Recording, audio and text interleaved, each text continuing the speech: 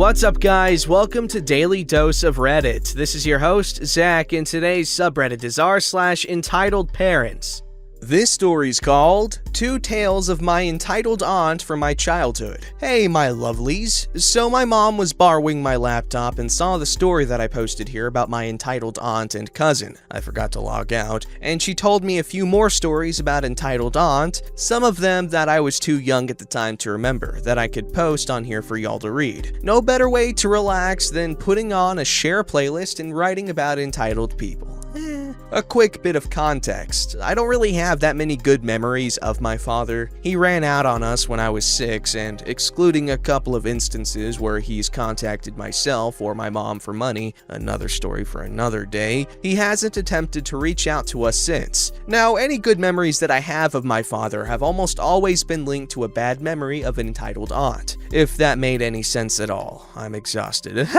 And the first story is a great example of this. Story 1. Entitled aunt smacks me and mocks me for doing nothing wrong. When I was about 4, my mom got a new job in a supermarket about half an hour away from where we lived. She was also doing a hospitality course at the local college, so I spent most days either in daycare or with my dad. He would usually just sit me down in front of the TV or a box of toys whilst he did his own thing, but sometimes he'd actually want to spend quality time with me. My favorite thing to do on these days was to get my coloring pens and give him tattoos on his arms whilst we played I Spy or some other game. It seems stupid, but it's one of the memories I hold on to because he genuinely seemed content to be in my company. So one day we were sat on the sofa and I was drawing the usual tattoos, rainbows, animals, mermaids, etc., when entitled aunt decided to drop by for a visit. At this point, my dad had kind of nodded off. He was a light sleeper, so if I'd left the sofa, he would have woken up. And I continued drawing, happy to listen to the Disney songs in the background. Then it happened. I was dragged off the sofa by my arm and smacked on the hand and the back of my leg. Hard. I immediately burst into tears, which wakes my dad up. He picks me up and asks entitled aunt what the hell she thought she was doing. "He was being so naughty, so I punished him," was her only response. My dad, confused, asked me what happened. I told him what happened. Now, I had some difficulties with speech until I was about 7, stuttering and the likes, which would get really difficult to deal with when I was upset. So my explanation came out as, "Entitled aunt hit me. I not bad," which entitled aunt was all too happy to mock me for. "Honestly," Dad's name, "you let him get away with everything. No wonder he can't talk like a normal child. You're terrified of making him cry." I can't really remember the rest of the conversation, and some of the stuff was paraphrased because I was, 4 years old and my mom was out, so she didn't see it take place. My mom came home later that night, and I was still pretty upset about what happened, so I cried to her about my entitled aunt. My mom was pissed. She and entitled aunt had a massive argument and didn't speak for months. Mom was also pissed at Dad for not freaking out at her in the first place. He just stood there and let the psychotic bench berate his 4-year-old son. After that, I stopped giving my dad tattoos because I was afraid of getting smacked and yelled at again. Story 2. Boys can't play with dolls. This happened when I was around 6-ish at the time of the story, so I remember a lot more than the previous story, as I was a little bit older, but my mom filled me in on some of the parts that I didn't witness or are a little blurry. So I'd always played with dolls as a child. My mom encouraged it as she believes that letting little boys play with dolls helps them grow up to be good fathers. Not true in all cases, but it's a cute thought. Entitled cousin was around 1 or 2-ish when this took place, and I hadn't seen her since she was a few months old. I was super excited and started clearing out some of my old toys for her to play with. Barbies, cars, action figures, etc. Nothing with small parts, for obvious safety reasons. I did this a lot when new family members were coming to visit, as I had a group of toys that I played with all the time, and others that I didn't, so it made sense to me to give those toys to someone who would play with them. The day came came and entitled aunt showed up with entitled cousin. I was really excited to see her. Now honestly, entitled cousin was a pretty decent kid until she hit like 4 or 5, so she was thrilled when I took her hand and led her to my room to see all the toys that I had laid out for her. She immediately toddled over to the box, took out a couple of monster trucks, and started playing with them, giggling when I pressed the buttons that made them light up and play music. My mom and entitled aunt came through and everything seemed to be going fine until I decided to go and play by myself for a little bit. I walked over to my doll's crib, I called her Violet, and lifted her out to feed her, and that's when entitled aunt started staring. I didn't hear this conversation as I was too busy playing, but my mom was more than happy to fill me in on the details. What's he doing? Oh, he's looking after his baby. He loves her. Who got him it? Me. I got it for him for his birthday. He always loved playing with the dolls at Ellie's house. My older cousin on my mom's side. She's really cool and we still hang out when we have free time. I figured I'd get him one of his own. You do realize he's a boy, right? He's supposed to play with boys' toys. He's a little kid. If he wants to play with a doll, it's no big deal. If I had a son, he'd be playing with normal toys. I'd want him to grow up to be a real man. I am a real man, entitled aunt. I just can't help looking better in a dress than you.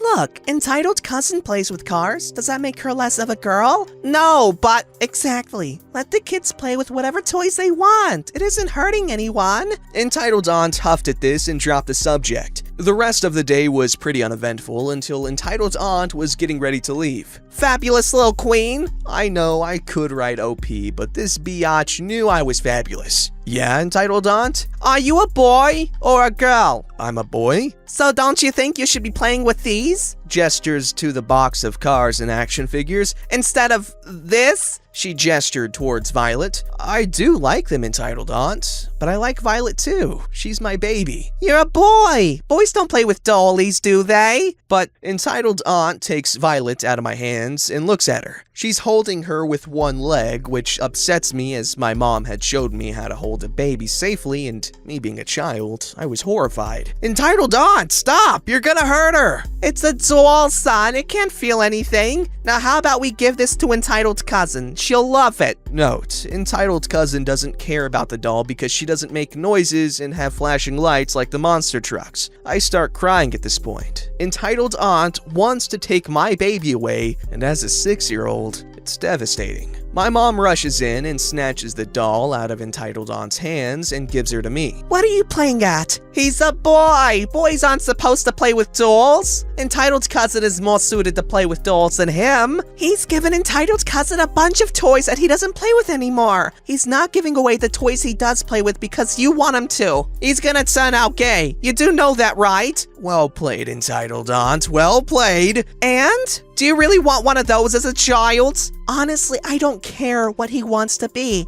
If he's gay, straight, bi, whatever, I don't care because he's my child and I love him. Nice to see how you'd feel about entitled cousin if she came out to you, though. Entitled cousin really wants the doll. She loves dollies. Entitled cousin is sat on the floor playing with a monster truck and chewing a toy dinosaur. She couldn't give a shit about the doll right now. She hasn't even acknowledged the doll. Entitled aunt sulked. She tried a couple more arguments but gave up when she realized that my mom wasn't going to back down from this. She grabbed entitled cousin and left, and my mom reminded me that I could play with any toys that I wanted and not listen to entitled aunt. Thanks, Mom. You're the best.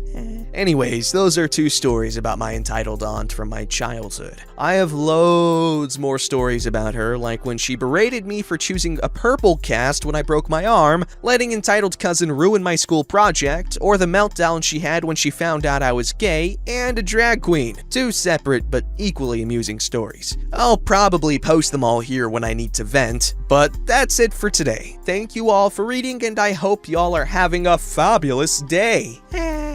This story's called Inject My Son with Orange Juice. I'm currently working as a professional mental health nurse. This incident took place back when I was a student nurse and was posted in the pediatric ward. We had a boy in the general ward who had been admitted with a case of viral fever, I think. By the time I started my posting, he had been there for about 3 to 4 days. As soon as I entered the ward, the entitled mother hounded me. Excuse me, I have been saying the same thing over and over again, but you people just don't listen, do you?